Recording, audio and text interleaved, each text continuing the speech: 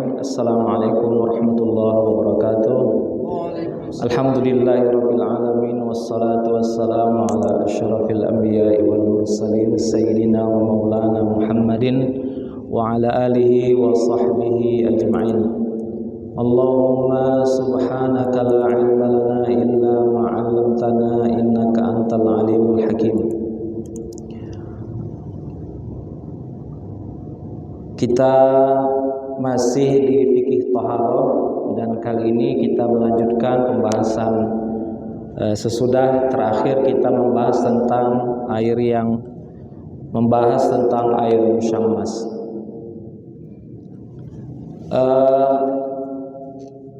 Di pertemuan-pertemuan sebelumnya kita telah kita kaji ada jenis-jenis air. Pertama, air mutlak. Ya. Kemarin sudah dibahas, kemudian bagaimana air mutlak itu bila bercampur dengan sesuatu yang tidak najis tetapi kemudian masuk ke dalam air yang mutlak. Air mutlak itu apa? Air yang bisa digunakan untuk bersuci, mengangkat hadas kecil dan hadas besar. Nah, di pertemuan yang lalu juga kita sudah membahas tentang air yang suci lalu terkena panas matahari. Nah, kita sudah membahasnya bahwa kalau di daerah yang seperti kita yang terkena matahari di daerah kita ini, menurut ulama mazhab Syafi'i dan mayoritas ulama yang lain itu bisa dipergunakan. Nah, berikutnya kita masuk ke kajian yang baru, yaitu tentang al-ma' ghairul mutlaq. Air yang tidak mutlak atau air yang bukan lagi air yang asli dari langit dan kemudian yang tidak bisa digunakan untuk bersuci, ya, menurut umum mazhab Asy-Syafi'i. Qala Asy-Syafi'i rahimahullahu taala wa ma'ada dzalika min ma'i wirdin aw syajar aw ma'i za'faran fala yajuzu at-tatahhuru bihi. Jadi dalam mazhab Asy-Syafi'i, air-air yang bersumber dari perasan bunga-bungaan, dalam hal ini disebutkan bunga mawar atau bunga ros, dan tentu bisa dikiaskan untuk bunga-bunga yang lain, atau air yang diambil dari air saffron, za'faron atau saffron yang kita kenal sekarang sebagai obat, ya, saffron, atau juga yang diambil dari akar pohon. Nah, disebutkan itu tidak bisa digunakan untuk berhadas, ya. Wa hadza kama qala la yajuzu raf'ul hadas bi ghairil ma'il mutlaq minal ma'iat at-tahirah. Dan juga air yang dihasilkan dari proses yang telah tersebut tadi, ya, itu tidak bisa digunakan untuk mengangkat hadas walaupun dia zatnya itu suci. Dan pendapat ini berbeda dengan pendapat mazhab yang lain yang tadi kita sebutkan, mazhab Asy-Syafi'i menyebutkan kalau sekiranya, ya, misalkan air yang kita ambil dari akar pohon, misalnya kalau kita pergi ke hutan lalu kita tidak temukan sumber air, ya, apakah dari sungai misalnya atau dari sumur. Nah, mungkin kita berada di puncak, ya, di puncak. Mungkin kalau kita ambil contoh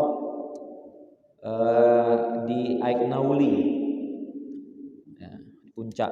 Kita lihat memang ada air di danau tapi sangat jauh sekali. Ya, sungai udah pasti nggak ada. Mungkin mata air juga belum ketemu.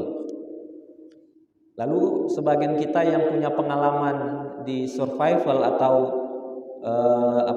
orang-orang yang aktif di pencinta alam, dia tahu bahwa ada akar pohon itu kalau dipotong keluar airnya.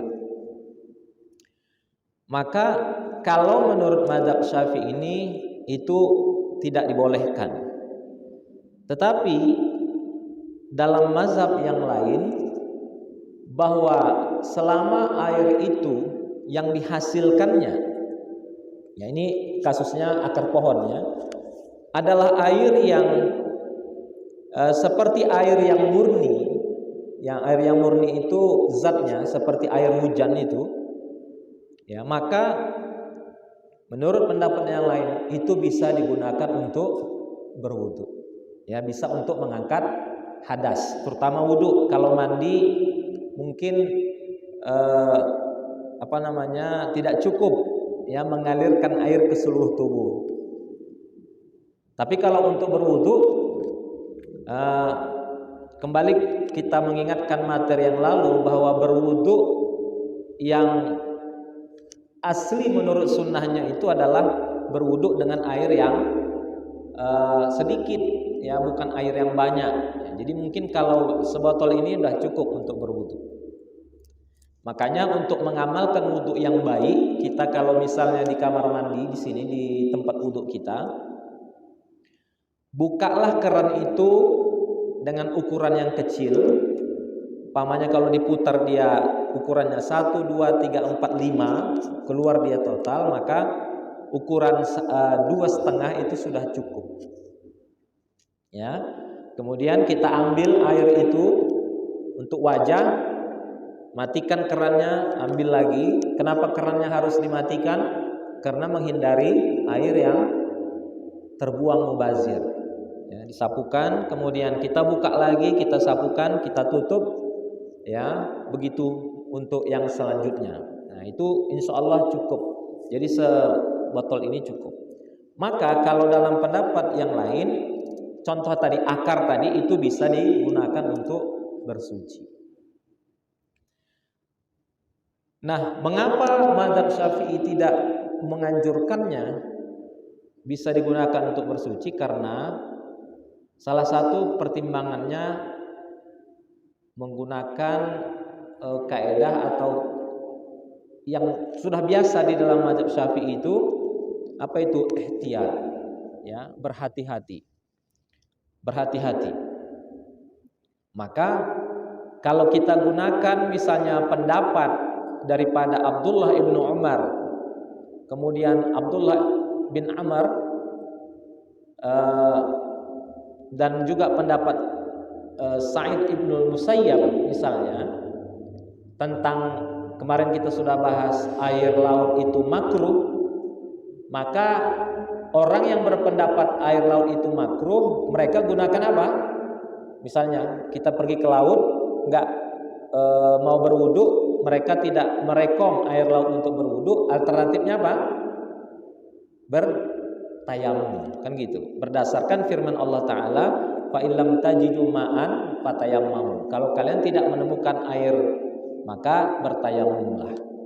Walaupun menurut jumhur termasuk Umar bin Khattab sendiri, air laut itu sah untuk digunakan sebagai bersuci atau mengangkat hadas, baik besar maupun kecil. Bahkan beliau mengatakan, sekiranya kalau kalian tidak berpendapat air itu sah, maka Allah tidak akan memberikan kemungkinan bertaharah kepada kalian, karena terlalu menyulitkan kalau sekiranya justru air laut pun tidak direkomendasi. Nah, kembali ke kajian kita yang pertama tadi, kalau di dalam mazhab Syafi'i tidak berlaku termasuk air akar tadi, ya, tetapi dalam pendapat lain bisa digunakan.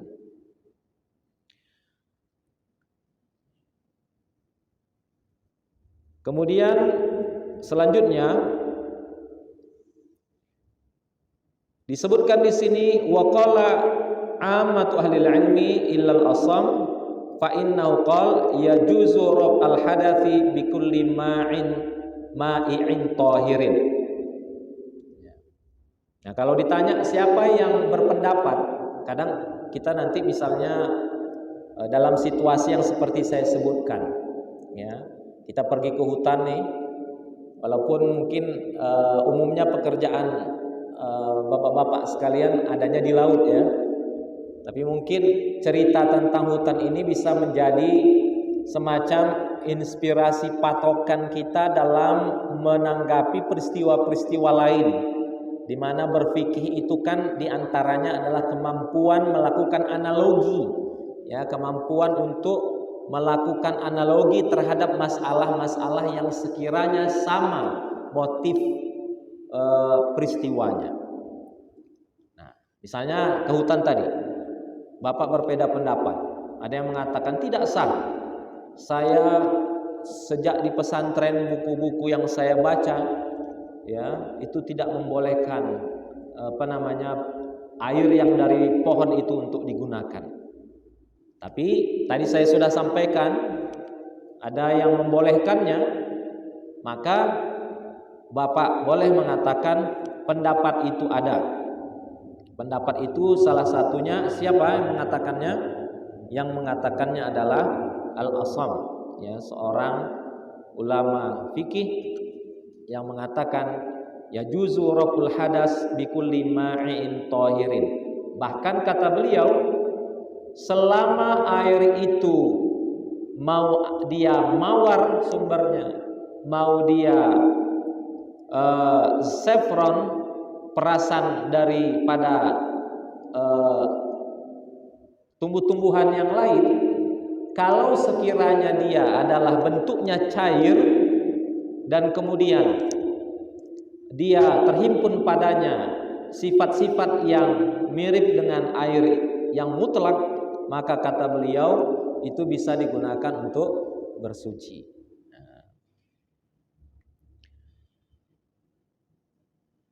Lalu disebutkan apa dalil orang yang mengatakan air bunga, air saffron, ya, kemudian akar tadi tidak dibolehkan. Dalilnya adalah firman Allah Ta'ala yang selalu kita sebut-sebutkan. Apa itu? Falam tajidu ma'an fatayammam. Kalau enggak ketemu air maka tayamumlah kalian. Ya, jadi kalau tidak ketemu air maka tayamumlah. Jadi ini menjadi dasar bagi yang mengatakan tadi apa? Kalau tidak ditemukan air, yang ada air mawar, yang ada air akar pohon, yang ada air saffron misalnya, apakah itu bisa? Jawabannya tidak. Ya, bagi yang mengatakan tidak boleh, dalilnya apa? Kalau kalian tidak ketemu air, maka tayamumlah. Bisa kira-kira Bapak jawab kalau saya bertanya, mengapa mereka menggunakan dalil ini untuk mengatakan tidak bolehnya air mawar itu? Bukankah air mawar itu juga adalah air? Sementara disebutkan di dalam ayat ini, kalau kalian tidak ketemu air, maka tayamum. Siapa yang bisa jawab? Jawabannya balik ke pangkal, yaitu bahwa air mawar itu jawabannya bukan air mutlak. Tetapi di ayat ini tidak disebutkan air mutlak, disebutkan saja hanya air. Maka jawaban mereka, air yang dimaksudkan disebut di sini adalah air mutlak yang disebutkan oleh ulama-ulama fikih.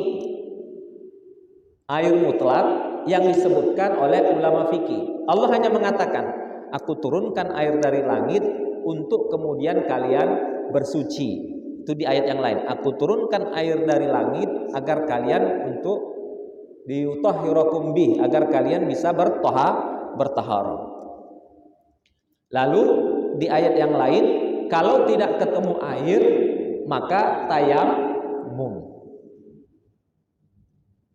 Nah, sampai di sini bisalah mungkin bapak-bapak menyimpulkan dalilnya sama. Itu juga.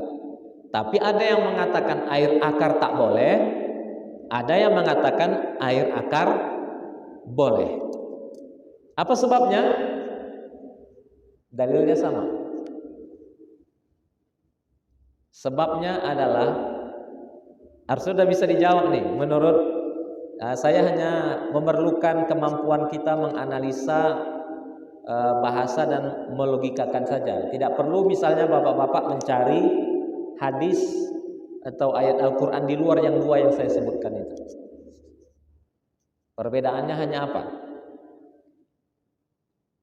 Perbedaannya pada ada yang mengatakan air yang disebutkan turun dari langit itu jumlahnya terbatas. Terbatas pada apa? Ada 8 jenis air, ya kan? Air sumur, air salju, ya, kemudian air kolam, air sungai, air mata air, ya, air apa lagi? Air embun. Tetapi bagi yang lain tidak membatasi itu saja, tapi bisa masuk yang lain-lain selama apa? Selama masih bisa disebut sebagai air. Oke? Nah, sampai pada taraf ini kita mendapat dua hal. Pertama, informasi dari pendapat-pendapat ulama tadi tentang mana yang masih bisa, mana yang tidak bisa. Oke? Lalu informasi yang baru yang kita dapatkan adalah bahwa latar belakang, ya, luas atau kecilnya cakupan yang ditetapkan oleh ulama tentang air yang bisa digunakan untuk bersuci, ya, itu. Nah, mungkin nanti bapak-bapak bertanya, kalau kita pendapat yang mana? Ya, tergantung. Kalau bapak memang ingin, ini kan kita namanya diskusi, jadi nggak akan saya bilang harus begini, tidak. Kalau bapak berpegang teguh dengan mazhab Syafi'i, tidak bisa akar pohon itu digunakan. Kalau bapak menggunakan pendapat Asham, boleh. Lalu ada pendapat yang membantu bapak untuk mengambil pilihan, yakni ulama perbandingan mazhab yang bernama Imam Asy'arani. Imam Asy'arani itu punya patokan bahwa pada hal-hal yang kita dalam keadaan sulit, maka diberikan atau dibolehkan untuk mengambil pendapat yang longgar. Kalau Anda dalam keadaan sulit, maka diberi peluang untuk mengambil yang longgar. Yang mana yang pendapat yang longgar Bapak sekalian? Yang membatasi atau yang memperluas? Jawabannya yang memperluas. Itulah namanya pendapat yang longgar. Ya, ini tidak terbatas kepada 8 jenis air mutlak. Tapi bagi yang kata beliau dalam kondisi lapang, maka gunakanlah pendapat yang sempit sebagai bentuk kehati-hatian. Jadi contohnya begini, contoh langsungnya. Kalau Bapak misalnya berada di posisi di puncak bukit misalnya, di Aiknaumi tadi lah. Mungkin kalau mau ke bawah, mau ke danau jauh sekali dan itu curam dan berbahaya. Lalu Bapak tidak menemukan air apapun kecuali akar tadi yang misalnya kita bisa potong. Mungkin ini musimnya kemarau gitu. Pilihannya apa? Pilihannya apa? Untuk berwudu, untuk bersuci dari hadas kecil, misalnya kita berhadas kecil mau sholat kan kita harus bertoharoh. Maka pilihannya hanya ada dua. Apa itu pilihannya? Bertayamum atau gunakan apa tadi? Misalnya akar pohon itu. Cuman bedanya kalau Bapak menggunakan akar pohon berarti tidak menggunakan pendapat mazhab Syafi'i. Ya. Nah, yang mana Bapak pilih? Ada yang ingin memberikan jawaban? Yang mana Bapak pilih?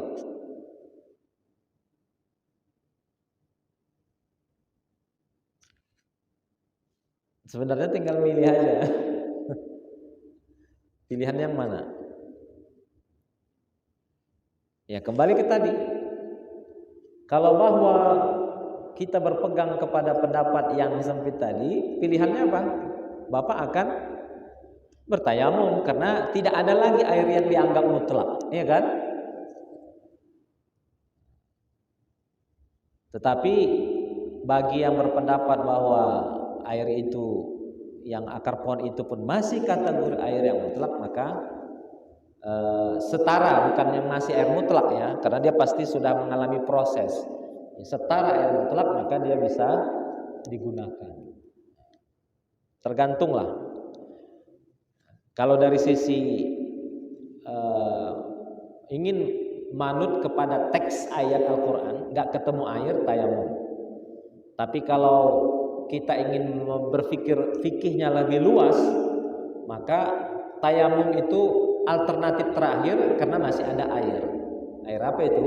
Akar pohon tadi. Nah, kira-kira seperti itu. Nah, sekarang untuk menjustifikasi dari pendapat kita, misalnya Bapak pilihannya tayamum atau pilihannya akar tadi. Nah, coba perhatikan. Inna sahabata ridwanullah alaihim qad kanu yusafirun. Kemudian sahabat-sahabat mereka melakukan perjalanan. Lalu mereka tidak menemukan air, maka mereka bertayamum. Ya. Maka mereka bertayamum. Jadi kalau Bapak mau mengambil tayamum mengikut riwayat ini. Tetapi bagi yang mengatakan selain air ini juga bisa, adalah bahwa cerita ini perjalanan mereka di laut. Ya. Maka ketika mereka berada di laut, tadi kan sudah kita sebutkan pendapatnya. Ada yang mengatakan boleh, ada yang mengatakan tidak boleh. Yang mengatakan tidak boleh tadi misalnya Abdullah ibnu Umar. Karena alasannya kenapa tidak boleh? Karena air laut itu adalah api, ya, panas, tidak cocok untuk mendinginkan atau bersuci. Tapi bagi yang mengatakan boleh, dia termasuk air mutlak karena dia turun dari langit. Sama ada wadahnya itu kemudian akan merubahnya, ya, tapi perubahan itu tidak memberikan efek apapun. Nah, ini pendapat diantaranya adalah Umar ibn Khattab. Nah, dibantah oleh orang-orang yang mengatakan ini ceritanya waktu di laut. Ya. Nah, karena ceritanya peristiwanya di laut, maka mereka mengambil konsideran tetap boleh. Ya, maka mereka tetap mengambil pendapat konsiderannya boleh. Nah, jadi kalau nanti ditanya orang, tidak bisa akar itu digunakan, kita merujuk kepada sahabat. Tetapi kalau Bapak mengatakan boleh, yaitu pada perluasan penafsiran terhadap ayat Al-Quran yang mengatakan kalau tidak ketemu air maka tayamumlah. Tetapi air yang dimaksudkan itu adalah segala sesuatu yang masih setara dengan air yang turun dari langit. Maka ketika dia setara dengan air yang turun dari langit, dia tetap dihukumkan kepada air yang mutlak. Nah, walaupun ulama tadi berbeda-beda tentang luas cakupan dari air mutlak. Ada yang membatasi terlalu sempit, ada yang pendapat yang luas. Nah, jadi singkatnya bahwa orang yang membatasi pada air-air tertentu dalam batas yang sempit itu lebih kepada pendapat yang menggunakan riwayat maupun pemahaman mereka terhadap apa yang disebut dengan air mutlak. Tetapi bagi yang memperluasnya itu lebih kepada pertimbangan bahwa kalau air itu masih disebut air, maka dia bisa digunakan. Nah, ini sama nanti perbedaannya dengan ketika orang dalam perjalanan safar. Ini agak jauh sedikit di luar toharoh. Ya, tentang orang apa? Kapan orang itu boleh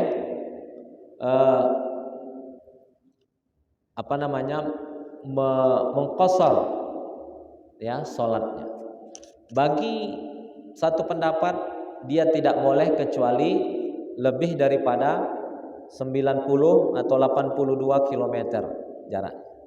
Tapi berdasarkan cerita atau riwayat di mana itu pernah terjadi di zaman sahabat. Tapi ada yang mengatakan, ya, diantaranya adalah Ibnu Taimiyah, yang jadi ukuran itu adalah perjalanannya. Ya, jikalau dia dalam perjalanan dan di perjalanan itu telah sampai kepada kesulitan, walaupun perjalanan itu tidak sampai kepada jarak yang disyaratkan oleh pendapat yang pertama, maka kesulitan itu dia boleh memendekkan sholatnya yang 4 menjadi 2. Nah, itu sama-sama karena ada yang merujuk kepada riwayat, ada yang merujuk kepada penafsiran daripada perjalanan atau safar yang disebutkan di dalam Al-Qur'an.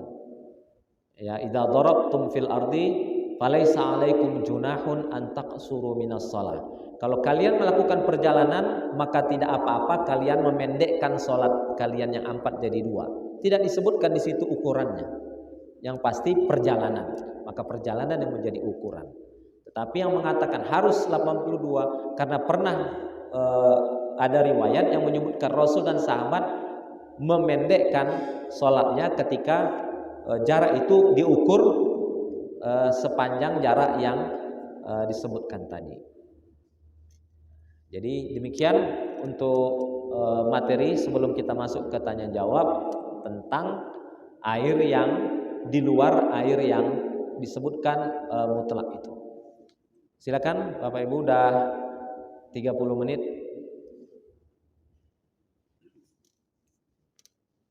Ya, kami persilakan kepada Bapak Ibu waktu saya bagi bertanya.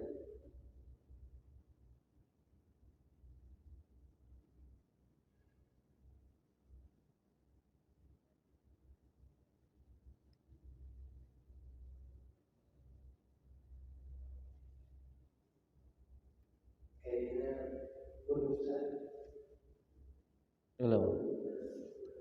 Ya. Lanjut lagi. Baik.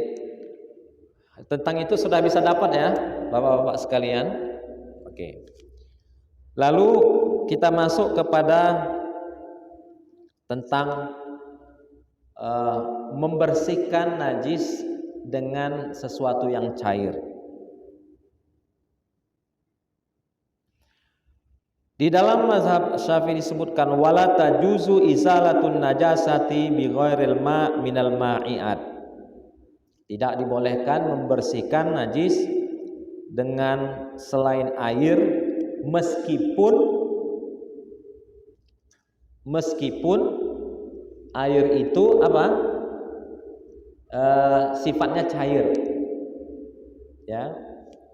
Yang dimaksudkan dengan air di sini yang tidak boleh itu kan begini. Tadi balik ke awal ya. Tidak boleh membersihkan najis kecuali dengan air.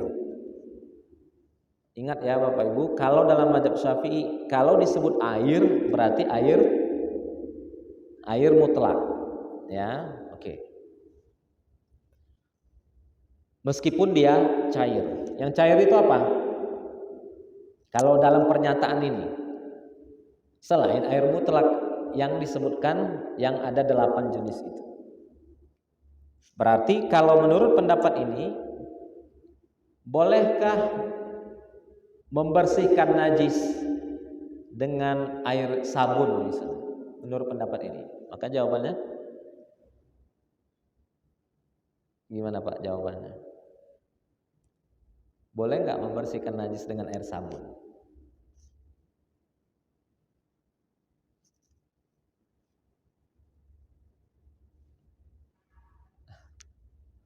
Gimana Pak? Boleh nggak?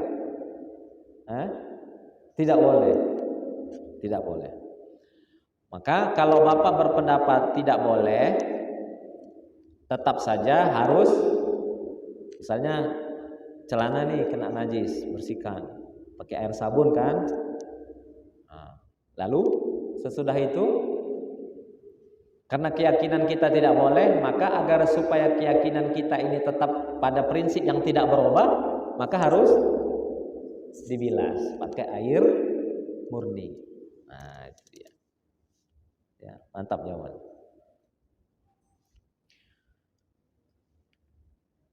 Itu tadi mazhab Syafi'i. Maka kalau pakai tadi air mesin cuci, ya Bapak masukkan air, kemudian masukkan apa di situ, deterjennya, putar dia, maka setelah dia di spinning itu diperas, maka harus ada satu proses lagi. Ya, walaupun waktu proses spinning dengan air campuran deterjen tadi Bapak cium, udah nggak ada bau najis, nggak ada warna, nggak ada zatnya, tidak terlihat lagi, maka tetap harus pakai air agar apa?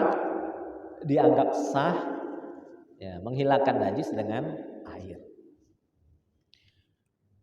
Adapun menurut pendapat Abu Hanifah, tajuzu isalatun najasah bikulli ma'in tahirin muzilin lil aini. Kalau menurut pendapat Abu Hanifah, ini mazhab yang kemarin kita singgung di awal sekali kita membahas tentang fikih toharoh ini, bahwa mazhab Abu Hanifah yang lebih luas dalam berijtihad, ya kan? Kata beliau bisa, boleh, ya, atau dianggap sah membersihkan najis dengan segala sesuatu yang cair, tapi ketentuannya bukan najis ya, sesuatu yang cair yang bisa menghilangkan wujud daripada najis itu. Tentu Bapak nggak akan berkelakar kan, kalau gitu air baterai bolehlah Pak Ustadz karena itu cair, kan gitu kan. Ya, tentu ini di luar daripada pengertian muzilun lil aini. Ya, kalau itu bukan cuma najisnya yang hilang, itu tangan kita pun kulitnya bisa hilang kalau kena ke kulit. Nah, oke. Itu menurut siapa? Pendapat Abu Hanifah. Orang yang mengatakan tidak boleh adalah berdasarkan firman Allah Ta'ala yang berbunyi, wa yunazzilu alaikum minas sama'i ma'an liyutahhirakum bih. Ini ada di dalam surah Al-Anfal ayat 11. Yang itu Allah berfirman, Allah Subhanahu wa Ta'ala menurunkan kepada kalian dari langit berupa air yang kalian bisa bersuci dengannya. Dia menurunkan air dari langit. Jadi dikunci kepada air yang turun dari langit, yang secara peristiwa alamiahnya yang air itu turun dari langit. Nah, jadi air yang turun dari langit yang paling sah untuk bersuci apa itu? Air hujan. Lalu tertampung di sumur, laut, kolam. Ya, walaupun kemarin laut dan kolam ini itu ada pembahasan kan tentang terkena matahari, tapi itu udah lewat pembahasan yang lalu. Lalu juga air mata air yang hanya tersimpan di tanah, belum mengalami proses seperti air apa tadi? Air akar pepohonan ataupun air yang diperas dari tumbuh-tumbuhan. Lalu kemudian dalil mereka adalah firman Allah Ta'ala firman Allah Ta'ala tadi surah Al-Anfal. Kemudian hadis Rasulullah Sallallahu Alaihi Wasallam bahwa Nabi itu pernah berkata kepada Asma, ya, binti Abi Bakar. Asma anak daripada Abu Bakar As-Siddiq. Fi damil haid, ya, tentang air pakaian yang terkena darah haid, ya. Kata Rasulullah Sallallahu Alaihi Wasallam, aksilihi bilma, cucilah dia dengan air. Jadi darah haid itu kan najis. Kata Rasul kepadanya apa? Cucilah dia dengan air. Nah, ungkapan Rasul ini menjadi dalil yang melarang selain dengan air, ya kan? Tetapi Abu Hanifah tadi mengatakan apa? Boleh dengan segala sesuatu yang dia bersifat cair dan bisa menghilangkan jenis atau zat daripada najis itu. Jadi kan dua.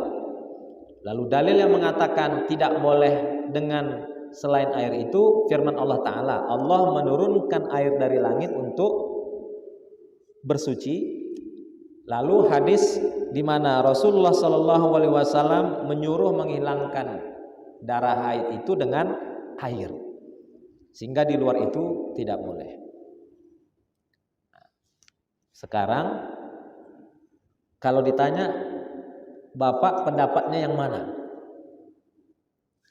Syafi'i atau Abu Hanifah? Kira-kira. Kalau Bapak mengatakan mazhab Syafi'i, dalilnya yaitu tadi Ustaz yang sudah disebutkan. Kalau Syafi'i. Kalau Abu Hanifah, ini kita berlatih berfikih, ya, selain daripada untuk mengamalkan kita. Kalau amal mungkin nanti kembali back to Syafi'i. Tapi karena kita belajar fikih, kita boleh apa namanya? Boleh menganalisa. Ya, memang itu yang saya harapkan dan inginkan dari kita semua.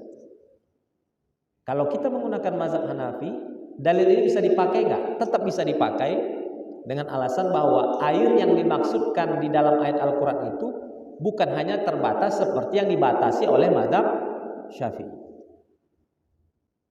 Lalu hadis ini bukanlah berarti Rasul itu memberikan isyarat hanya menguncinya dengan air dalam pengertian yang dipahami oleh mazhab Syafi'i, tetapi dalam pengertian air yang lebih luas selama dia bisa menghilangkan zat daripada najis itu. Kalau bisa dikeringkannya, dihilangkannya, maka itu pun termasuk dalam kategori alat yang bisa digunakan untuk membersihkan najis.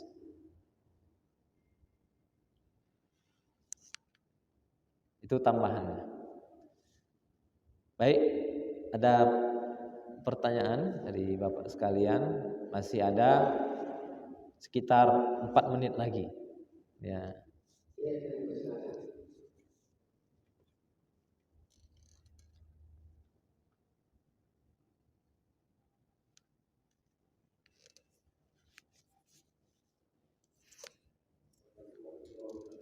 Waalaikumsalam.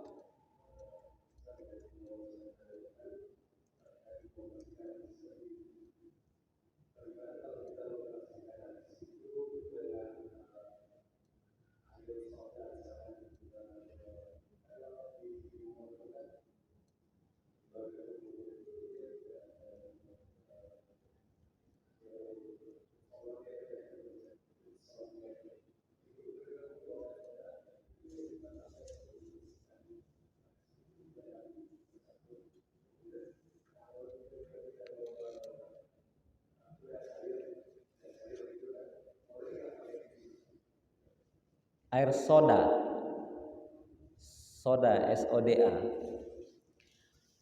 Sebenarnya udah bisa, coba kalau saya pulangkan ke Bapak lagi. Kira-kira bisa nggak air soda itu? Pelajarannya udah lewat semua ini, udah ada. Bisa untuk dijawab menggunakan pelajaran-pelajaran sebelumnya. Kira-kira. Nah, coba Bapak. Soda ya, air soda yang minuman itu kan? Nah, kita oke, tanpa sebut produk ya, tapi yang pokoknya kita minum yang bisa diminum. Oke.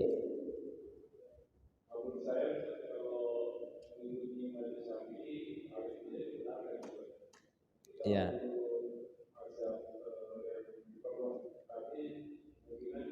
Oke. Oke, dapat nilai, kalau nilai atau ada 6, 7, 8, 9, nilainya 7. Kenapa 7? Hanya merefer, hanya copy paste pendapat. Nah, sekarang biar dapat 9, siapa yang bisa memberikan jawaban? Berarti dari sisi yang lebih fikih lagi gitu. Ya, saya setuju dengan mazhab Syafi'i dalam kasus air soda. Mengapa? Ada yang bisa jawab biar dapat angka 9? Harusnya bisa dijawab. Cluenya kita udah pernah membahas tentang air kula ya. Kalau kurang dari 2 kula, maka kalau dia kemasukan, waktu itu ceritanya najis, maka kemasukan najis sama ada berubah bau dan warnanya, maka dia tidak tetap bisa digunakan. Filosofinya Rasul mengatakan, filosofi dari orang yang mengatakan kullah itu menjadi patokan, itu adalah untuk menyebutkan dominan mana, dominan air atau dominan pencampurnya. Ininya pangkalnya semuanya sebetulnya. Kalau Abu Hanifah pun, Pak, ya nanti Bapak coba jawab ya pertanyaan itu. Abu Hanifah sendiri pun, ya, tetap tidak akan boleh air akar itu. Kalau air akar itu pun ketika dibawa bercampur dengan yang halal, semisal lumpur, tapi lumpurnya dominan daripada air. Dulu saya bilang apa? Itu air terkena lumpur atau lumpur yang berair. Kalau air yang terkena lumpur, boleh nggak? Boleh. Tapi kalau lumpur yang berair tidak boleh, karena nanti kita bersuci dengan lumpur, bukan dengan air. Tapi kalau air yang terkena lumpur, misalnya air sungai yang berwarna kuning, kan sah dipakai.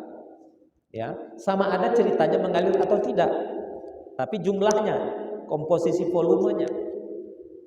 Oke, sekarang kembali ke pertanyaan saya. Kalau air soda itu bisa nggak dipakai untuk bersuci? Jawabannya ikut Syafi'i. Padahal itu udah bantu jawaban. Ikut Syafi'i. Mengapa? Air soda itu, Pak, sebetulnya ya, kalau diminum manis nggak?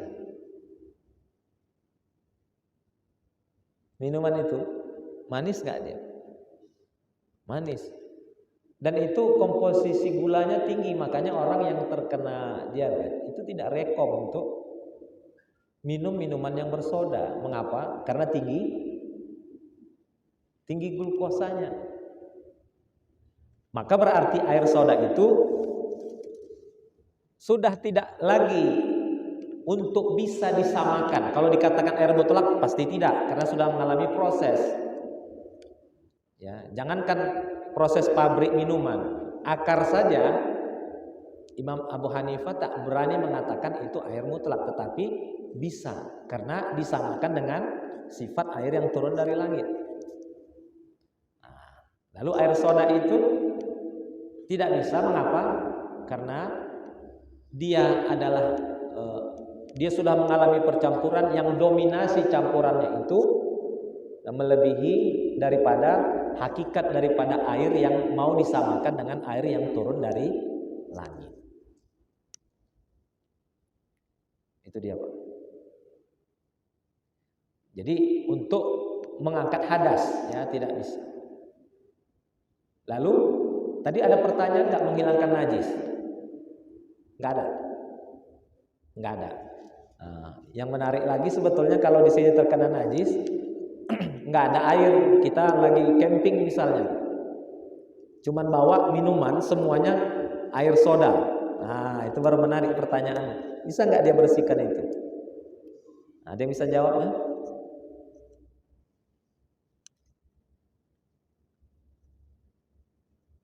Gunakan pendapat yang sudah ada, lalu gunakan pendapat tentang kondisi. Tetapi pasti kita akan shifting, akan berubah patokan dari mazhab yang kita pakai. Jawabannya ada yang mau jawab sebelum di closing? Bisa. Alasannya? Berarti Bapak pakai apa? Pendapat siapa?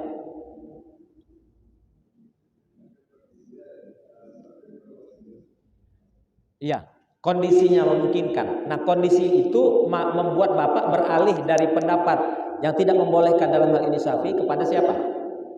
Baru disebutkan tadi. Dibolehkan selain air yang cair selama dia bisa menghilangkan wujud zat daripada najis itu. Nah, kira-kira kalau bahwa air soda itu mampu menghilangkan wujud daripada najis itu sehingga tidak lagi ada wujudnya di situ, kita ambil air kaca pembesar, partikelnya tidak ada lagi di situ, maka sah menurut cara berpikir mazhab Hanafi. Itu tadi. Kenapa bisa ke Hanafi, Pak? Karena kondisi. Itu yang menyuruh sebab Imam Asy'ari. Bisa rupanya, bisa karena pendapat mazhab Hanafi itu selama dia bisa menghilangkan zat daripada najis tersebut. Nah, itu dia. Baik, Bapak Ibu sekalian yang dirahmati Allah, cukup Ustaz? Baik, kita cukupkan pertemuan kita pada hari ini. Mudah-mudahan ada manfaatnya, menambah ilmu pengetahuan kita, dan mudah-mudahan dengan bertambahnya ilmu pengetahuan kita ini akan semakin kita rasakan betapa nikmatnya ilmu, dan mudah-mudahan dengan nikmatnya ilmu ini hati kita semakin terikat dengan agama untuk bertafakuh. Mudah-mudahan perasaan tafakuh ini akan semakin juga meningkatkan kecintaan kita kepada khazanah agama kita ini, dan mudah-mudahan meningkatkan keimanan kita pada akhirnya. Kita tutup dengan sama-sama membaca doa. Alhamdulillahirabbil alamin, hamdan yuafi ni'amahu wa yukafi'u mazidah. Ya Rabbana lakal hamdu kama yanbaghi li jalali wajhikal karim wa 'azimi sultanik. Allahumma ighfir lana dzunubana wa israfana fi amrina. Allahumma rzuqna ilma warzuqna fahma. Allahumma ja'al jam'ana hadza jam'an marhuma wa ja'al min ba'di tafarruqihi tafarruqan ma'suma. Rabbana atina fid dunya hasanah wa fil akhirati hasanah wa qina azaban nar. Sallallahu ala nabiyyina Muhammad wa ala alihi wa sahbihi wa barik wa sallim. Walhamdulillahirabbil alamin. Assalamualaikum warahmatullahi wabarakatuh.